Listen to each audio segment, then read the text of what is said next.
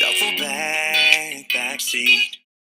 This video is for tooth grinding and what you can do to help alleviate that particular behavior. Now, there are some kids that are very, very responsive to channeling tooth grinding behaviors, and this can alleviate and in many cases help reduce tooth grinding.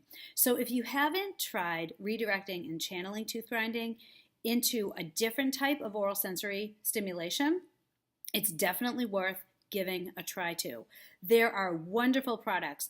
There are chew necklaces, there are chew tubes, and they come in like the shape of a T, a P, or a Q that can be very successful.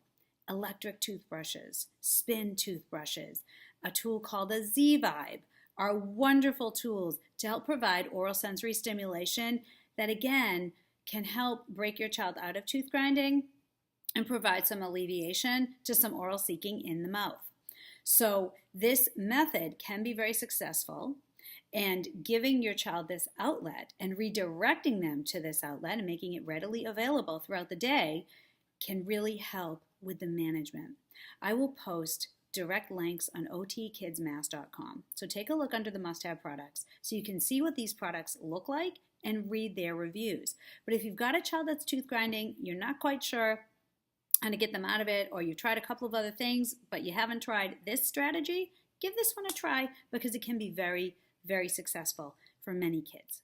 In my mind, you're a drive real slow down.